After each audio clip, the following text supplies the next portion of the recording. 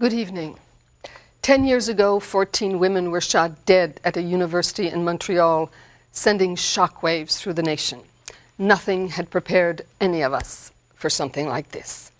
Marc Lepine's hate crime left behind a profound and painful human tragedy. But he left other things too. There was the list he'd prepared of other women, many of them well known in Quebec, whom he had also planned to kill.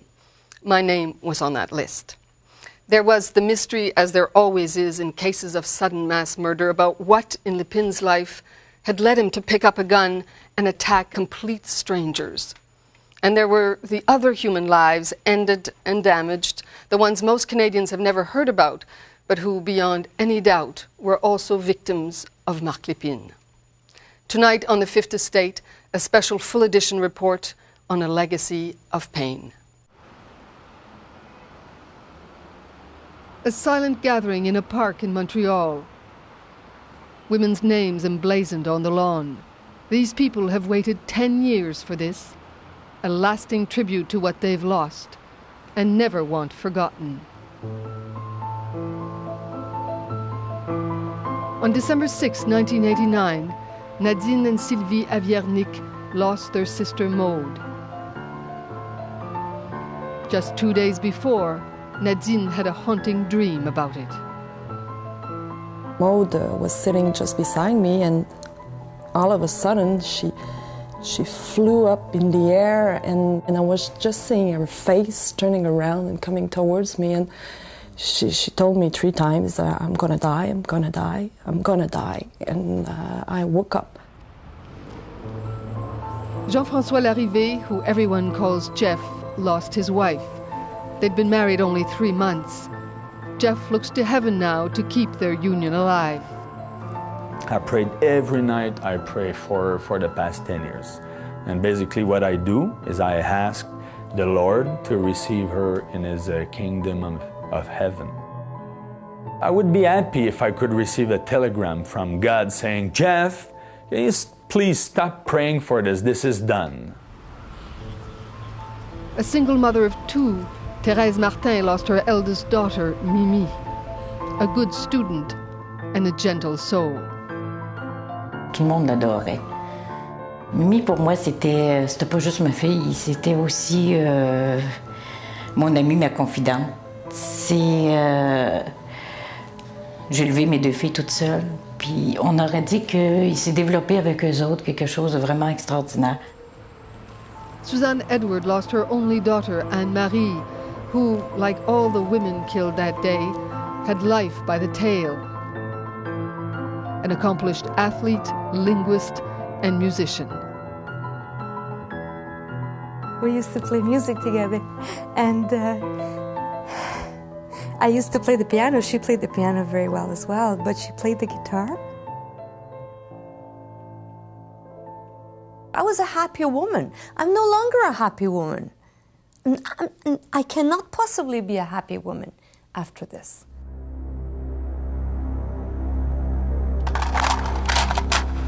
This, the slaying of 14 women at l'École Polytechnique in Montreal, an event so loathsome, so unimaginable.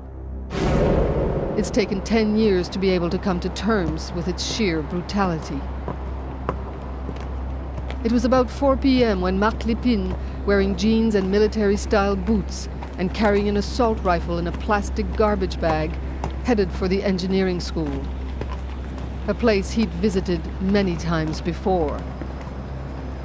It was the last day of classes before midterm exams, and the school was quieter than usual. In class 311, students were giving oral presentations.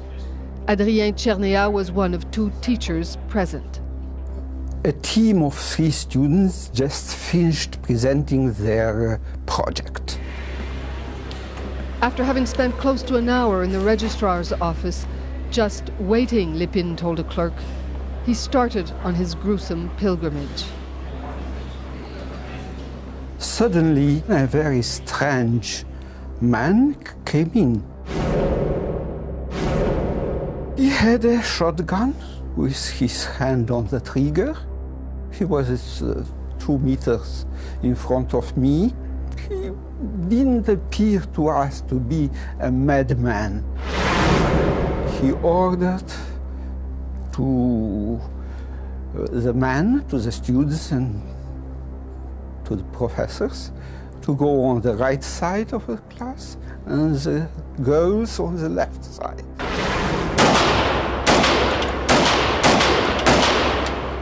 Before shooting, Lepine shouted, "I hate feminists." All 9 women in the class were struck down, 6 dead, 3 wounded. A university campus was suddenly transformed into a war zone.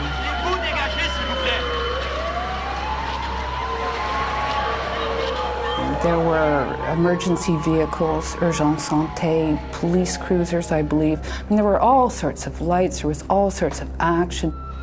Lynn Moore of the Montreal Gazette was one of scores of reporters on the scene. There were people in the stretchers. It wasn't clear if they were injured or if they were dead.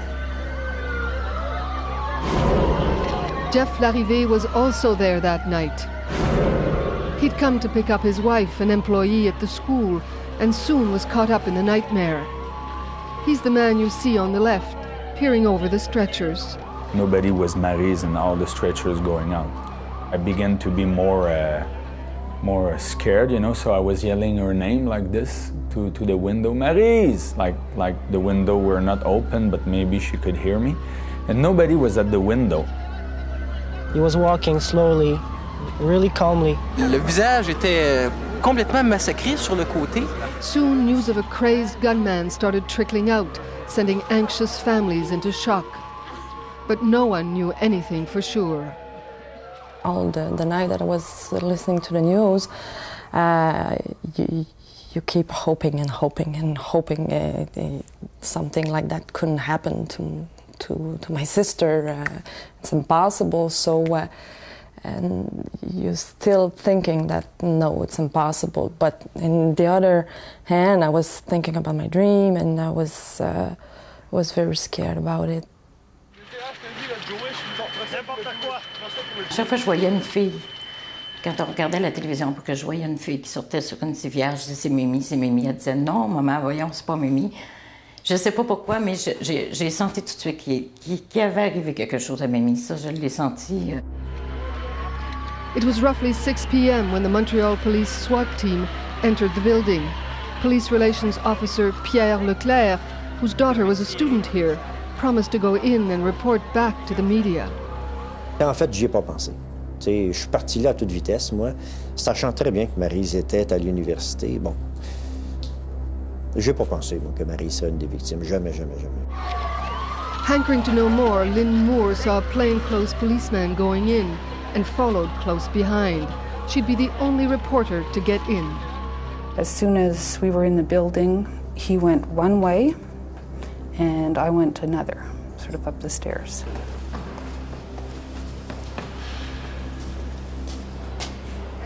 On the second floor, there was an open area, sort of a common area, a lounge. People sort of ghost-like walking around the edges of the lounge. Knowing something horrific and evil had happened, Moore went on, came to a classroom, and looked in. And in that classroom, on the floor, there were 2 bodies. One was male, and he had a rifle across his legs. The other was a young blonde girl. And they were both lying there relatively close together in a pool of blood. The young girl was Maryse Leclerc, daughter of police spokesman Pierre Leclerc. Là, je suis devant ma fille qui est décédée, et le gars qui l'a sans doute tué, il est à côté d'elle, il s'est suicidé. Bon, tu sais, qu'est-ce qu'on fait avec ça? Je ne sais pas quoi faire avec ça. She was wearing a sweater, and it's funny about that sweater because that's what I focused on for some reason. I remember thinking, okay, that morning, was it her mother, her father, her friend, her coloc that said, you know, really, you should wear that sweater, it's cold out. Ça m'a un peu surpris de la voir avec ce chandail-là parce qu'elle était venue le dimanche précédent souper à la maison avec son copain, Benoît, et elle le portait. Puis on lui a dit, Maryse, tu sais, t'as bien un beau chandail, tu devrais... Ben, elle dit, je l'ai acheté pour Noël. Alors, ça, tout de suite, en voyant ça, je me suis dit, tiens, regardons ça. Puis c'était elle, en plus de ça, tu sais, j'ai reconnu ma fille. Là. Maryse Leclerc had been shot but only wounded. Hearing her cry for help, Lepine finished her off with his hunting knife, stabbing her repeatedly in the heart. He was then heard muttering, "Oh shit," before using the last bullet in his gun on himself. His favorite swear word was later found scribbled on a student paper, like a discarded shred of rage. Jeff Larrivé, himself a graduate of Polytechnique, had been standing outside for 4 hours when he noticed a former teacher come out of the building. So I asked him, did you see Maryse? Do you know something, you know? And he looked at me with that look that I cannot describe. And when I saw his look, then I knew that something bad, very bad happened. And he said nothing, he just said nothing, basically. Tension in that building was incredible. Lynn Moore's journey into the heart of darkness was about to abruptly come to an end. She was on the phone to her editor when one of the school's security guards spotted her. I could just see him just get really tense and angry, and he says, "Are you crazy? Don't you know they're killing women here tonight?" Late that night, the bodies of the 14 women were all put in one room, though names of the victims were still to be released. Frantic relatives were now coming apart. Sylvie Aviernik, the eldest in her family, was amongst them. All the family members were in the same room, and we knew that we were waiting for bad news. And 3:30, around that time, the door opened, the policewoman and the policeman stand up, and they said, "There's only one name to say." To identify? Just one name to communicate. And I stood up and I said no, and it was Maud. So, and after that, I forgot everything. Mes sœurs étaient là, à un moment donné, me disaient, Thérèse, prends une grande respiration. Thérèse, respire. Ils ont dit, t'arrêtais de respirer, tu respirais même plus. C'était, pour moi, c'était impensable. Ça se pouvait pas que Mimi soit partie. Pour moi, je pouvais pas l'admettre qu'elle était plus là.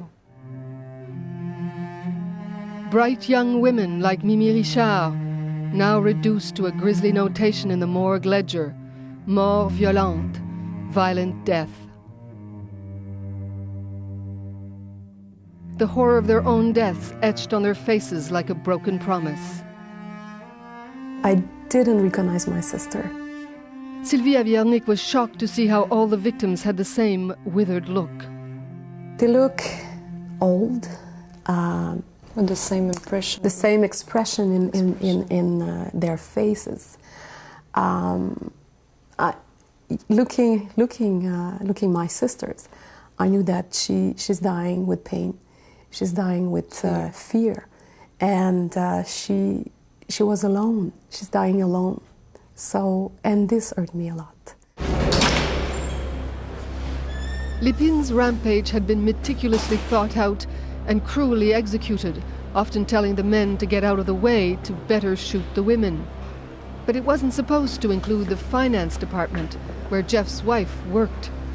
Fate would prove particularly cruel to 25-year-old Maryse, who, hearing a gunman was loose, rushed to lock the door. But that door, that damn door, you know, you have to open the door and then take the handle from outside and twist it and check if it's locked, you know.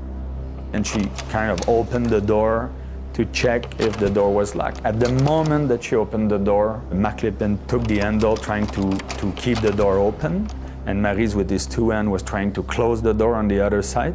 And they fight like this for a certain time, I don't know, maybe a couple of seconds. Finally, Maryse succeeded to close the door.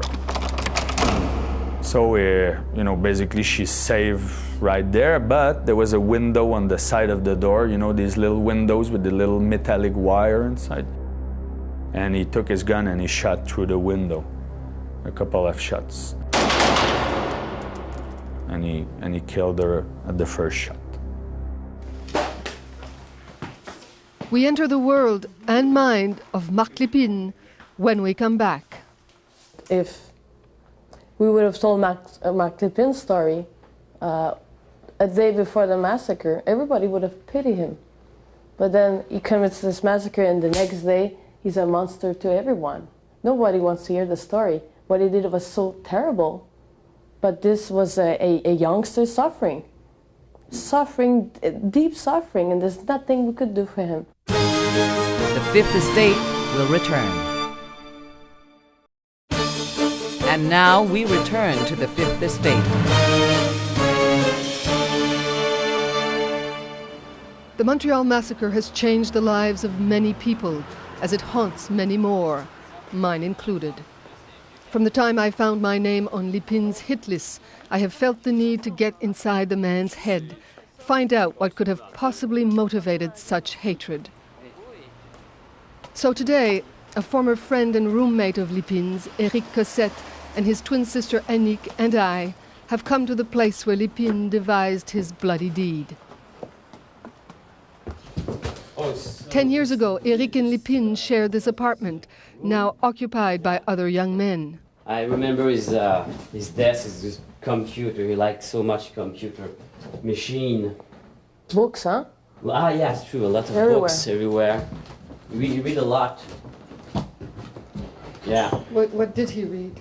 Everything. Literature, science fiction, a lot. And he read poetry? Yeah, also. It's funny, this is open, and then suddenly I remember looking at it and saying, you don't have many clothes. Huh? You had, what, 2 pair of pants? Yeah, true. Yeah. I remember that now, so vividly, and making fun of this. And he said, well, I don't need much. He didn't take pleasure in many of the things that normal people would take pleasure in.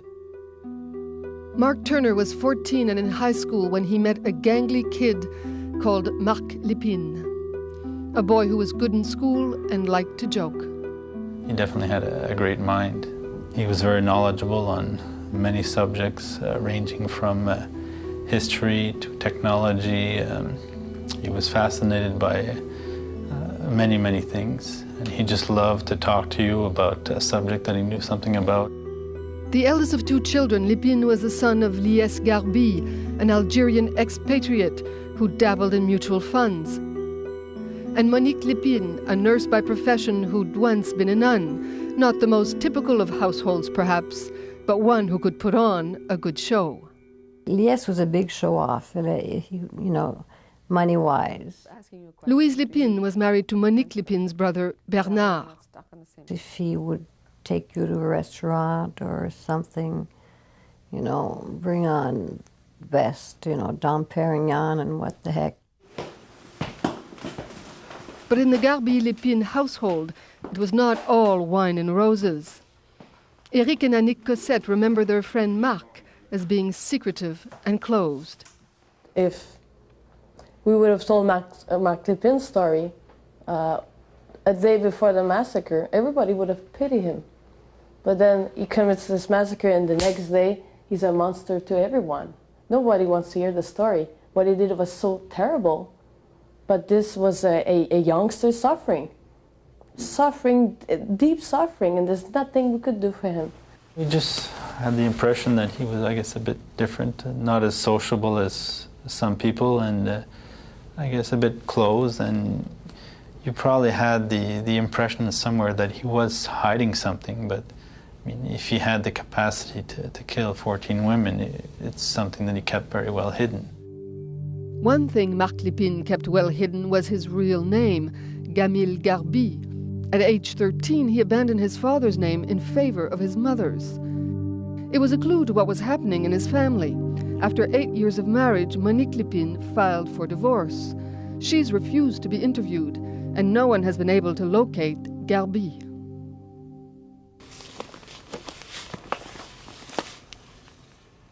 The only way to get an insight into their lives is through these legal documents, publicly available at the Montreal courthouse. They contain lengthy testimony from Monique Lepine, her sister Pierrette, as well as Lies Garbi.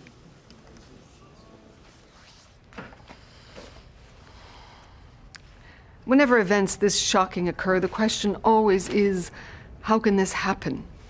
In the case of Marc Lepine, the first clue to what motivated such unmitigated rage can be found in the 1976 divorce proceedings between Lepine's parents. The testimony contained here tells a harrowing story. Tonight, using the verbatim court transcripts, we recreate some of the testimony from the divorce hearing. He's a very cruel man who didn't seem able to control his emotions, who raised his hand to me and the kids for the least little thing. I never hit, pushed, whatever. You never hit your wife? I never hit my wife. You never hit your children? Never. He would hit my son full in the face, which would leave marks sometimes for a week at a time. Judge Jeanne Lemay Warren presided over the case. It's terrible for a child of that age. He was already 12. He even had his nose bleeding at a certain point. And it was forbidden for the mother to go and take him and console him. So that's very, very cruel. Louise Lepine remembers the cruel treatment her nephew and niece were subjected to. His childhood was pretty bad. Him and his sister were locked up in their bedrooms with a little potty, a table and 2 chairs, and their orange juice. I remember when I saw the door locked and the potty and the chairs, and I couldn't believe it. I just couldn't believe it. Did you ask about that? I asked, yeah. I said, what for?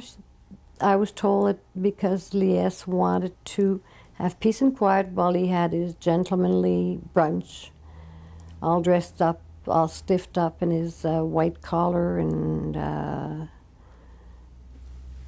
he even had the old shirts with the, I'm looking for the term. Cufflinks. With the cufflinks, yeah. He had the shirts with the cufflinks and all spruced up, you know, and then he used to leave the house and then the kids would come out.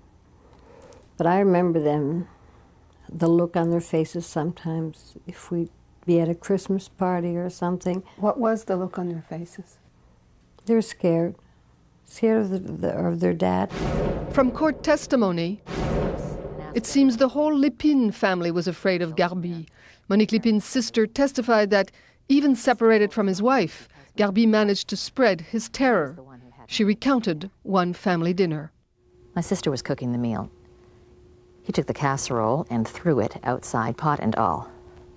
My sister went out to get the casserole. He went out, grabbed her, hit her against the stone wall several times in front of the children.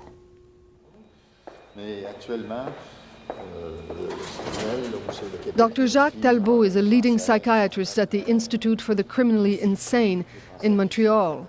He's the man police called upon to assess Marc Lepine's mental health after the fact. Talbot says Lepine was a lot of things, but he wasn't crazy. Et tant pour M. Lepine, de ce que j'ai pu en apprendre, en savoir, que pour bien d'autres situations extrêmes comme celle-là, ce ne sont pas les gens qui ont des maladies psychiatriques. Le plus souvent, on retrouve des gens qui ont été blessés, qui ont été meurtris émotionnellement, physiquement, sexuellement, qui ont été exposés eux-mêmes à la violence et qui ont grandi en ayant comme ça des déficits dans leur personnalité. As Lepine grew into adulthood, he became more and more reclusive.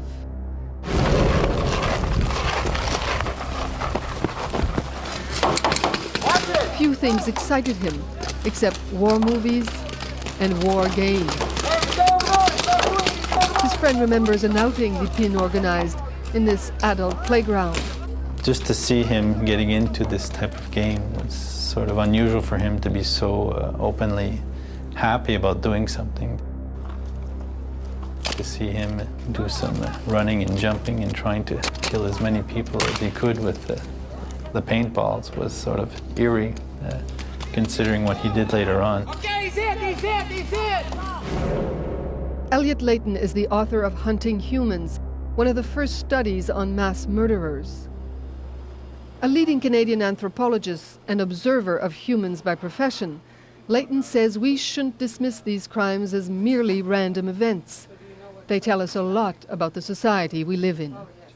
The fact that Marc Lepine singled out women, how significant is that? Well, they single out from the dominant tensions and frustrations in a society and incorporate them into their own thinking. So sometimes it's racist, sometimes as with Lepine, it's sexist, but whatever the tensions prevalent in a society are at that time, they're likely to be reflected in the thinking of these kinds of killers. So this occurred at a time when women were finally breaking loose the shackles that had tied them for 10,000 years. It's not surprising that out of that tension in the general society would come some lone killer who blamed them for everything. Court documents show that in the Lepine household, Lies Garbi made sure that his wife would not break from her shackles, forcing her to abandon her career and work for him instead. I was a two-finger typist. In any case, he forced me to work at all hours, and every time I made a typo, he would hit me in the back of the head. Sometimes it made me dizzy. He let me know that a woman was not equal to a man, that a woman was a man's servant. The judge eventually granted Monique Lepine a divorce and the custody of the two children. It's not only being slapped in the face, how many times, it doesn't matter. It's the whole atmosphere of violence and of non-respect of a woman, of his mother. The father's lessons were not lost on the son, who by the time he was 20 was also denigrating women. Posting things like this, a bad play on an anti-drinking and driving ad. Women drivers are criminal. I think he probably did feel rejected from women, I guess because he had never had any. Perhaps his fear comes from the fact that women give you emotions, and he was not an emotional type of guy. I did talk to him about that. I mean, I've asked him, like, how would you feel if your mother died and you went to the funeral? You wouldn't feel like expressing emotions. He says, oh no. There was no way that he would show any emotion. He'd be as hard as stone. By all accounts, Lepine had a distant relationship with his mother, who, according to friends of the family, had her own difficulties expressing emotion. She was very exuberant at times and a lot of fun. And other times she'd be very in a closed shell and be very cold. What was it like in his family? So it was very severe. Severe? His mother didn't talk a lot in that time. She was like very, it was austere. Mm-hmm. An austere mother, an abusive father, a bitter and frustrated young man. A sad story, but not one that necessarily adds up to a mass killer. What makes Marc Lepine become Marc Lepine? Experts say that there will always be a part of mystery in all this. But there's also a certain arithmetic in what makes a mass murderer. It takes an obsessive, narcissistic personality that blames others. Lepine had that. It takes an abusive childhood. Lepine had that. It takes an accumulation of failures. He had that. In the fall of 1989, at the eve of his 25th birthday, Lepine had been rejected by the army, rejected by women, had no job, and was about to get his unemployment money cut off. Worse, he'd had a dream that he thought he'd been robbed of. Lepine had always wanted to study engineering here at Polytechnique. He'd even told his friends about it. But in the spring of '89, he was turned down. In Lepine's mind, women had usurped his rightful place. There's a long a long series of events which begins with a depressed, vulnerable, confused person who feels he's failing in the social order, who begins to incubate this campaign of vengeance and the fantasy of it, and then there is one triggering incident that finally decides he's going to do it. So I remember this balcony. Annick Cossette has never forgotten Marc Lepine standing on this balcony 10 years ago. It was September '89. Eric was leaving for South America for a year. She had never seen her brother's roommate so devastated before. The whole time watching us, and he looked sad. He looked very sad, and I was driving and looked around, and he was still here, and he followed us till the last second. That was it. And then I this week actually, I was at home, and then I said, oh my God, maybe he probably knew that they wouldn't see one another again, that he would die. On December 6, 1989, the very day of the mass killings, Lepine wrote to Mark Turner, who'd also been a roommate for a time, advising him the phone was still in his name. No emotion, hard-nosed to the end. It just goes to show you that he really had planned everything, and he had made sure that all his points were covered. Before Marc Lepine, it was rare for mass murderers to be so young. But this was one young man who seems to have been thinking vengeful thoughts for a long time. I think it was either me or our roommate asked him what he thought about suicide. And he said, well, I don't want to take part in this discussion, only that if I ever did commit suicide, I would take as many people as I could with me.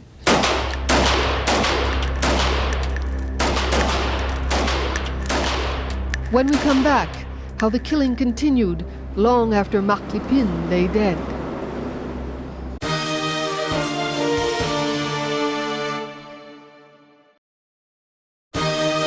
And now we return to the Fifth Estate.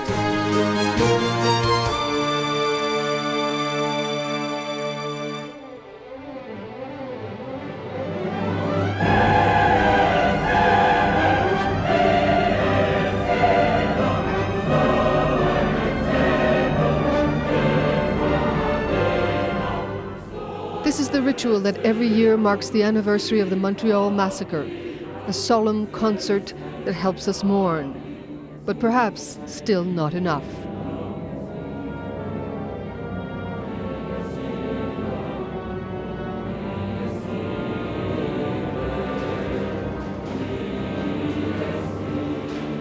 For this tragedy has created yet more tragedy in its wake, if at times less spectacular.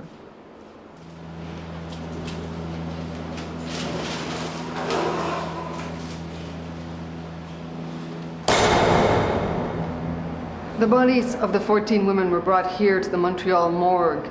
They all had signs of multiple bullet wounds. Some had been shot as many as 9 times. The spectacle of so many beautiful young women being senselessly murdered seems to have been too much for the mortician on duty here that night. After years of service, that man never worked at the morgue again. His departure was the first sign that Marc Lepine would make many other victims.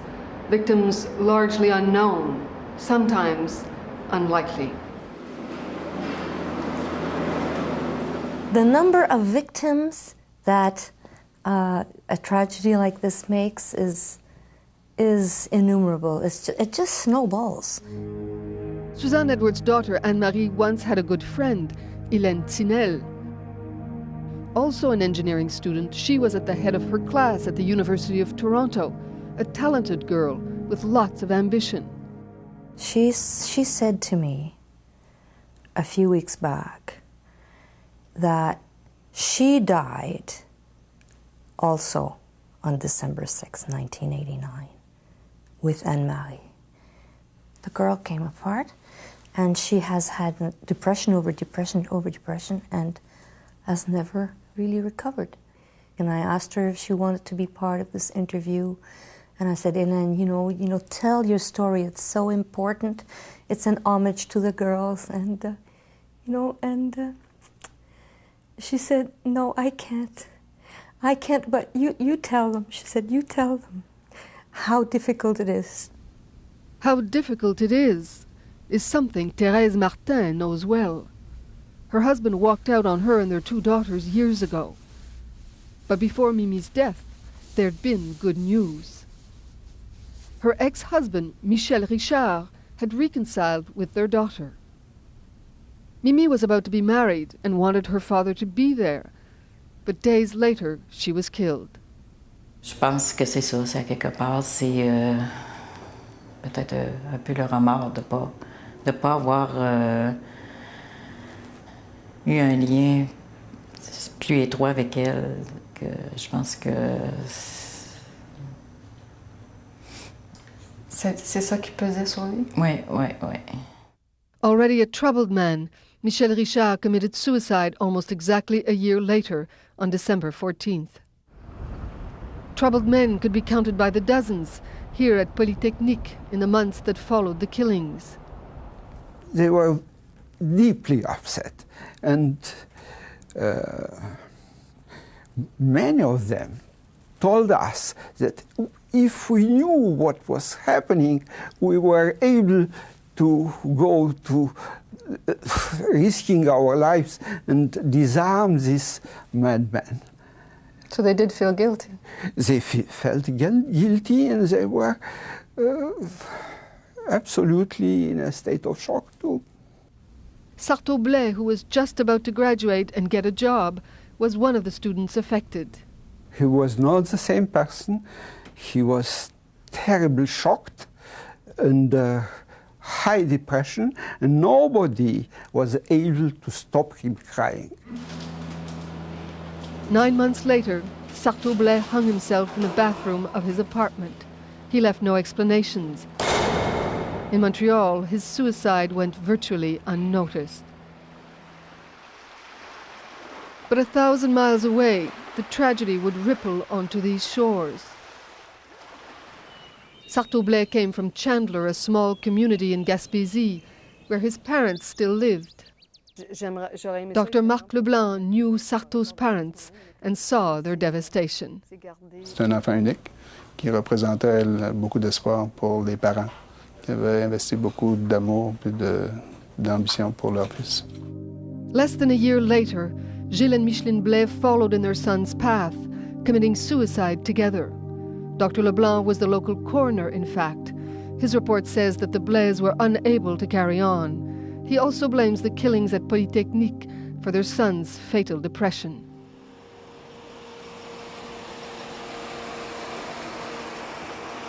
Seven years after the massacre, in a dark and dejected corner of Montreal, there would be another death. In a part of town where emblems issue stark warnings to children. A young woman would squander her life in an apartment strewn with dirty clothes and used syringes. Ambulances were called to the scene. Sylvain Doré was on duty that night. C'était une jeune femme qui était, je pourrais dire, là, très abîmée par la drogue, puisque c'était une personne qui consommait de la drogue depuis très longtemps. The young woman was Nadia Garbi, Marc Lepine's sister, dead from a drug overdose.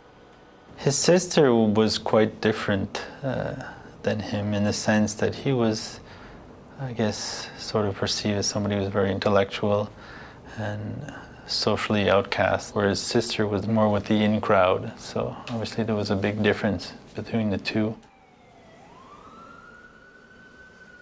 There's also a stark difference how the two troubled siblings dealt with the depths of their despair. Both died by their own hand.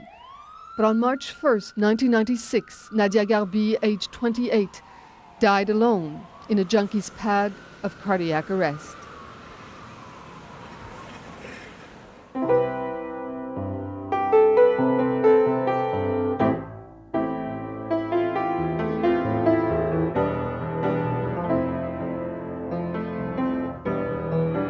This piece was written by Jeff Larrivée for the woman he lost only 3 months and 3 weeks after they were married.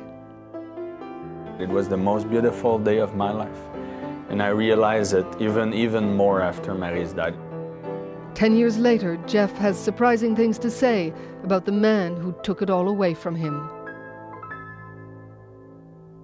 I didn't spend time aiding him, trying to kill him in my dream or make him pay for what he did. I didn't spend time doing that. What I believe, he was born well and alive and normal, and I believe that the external influence, maybe friends, his father, things happen in his life to make him very aggressive toward the people, especially towards women. Yeah, I hate him. I hating him at the beginning. Which right did he have to do something like that? Destroy how many families? Yes, I hate him. Yeah, and I will never gonna be able to forgive. Never.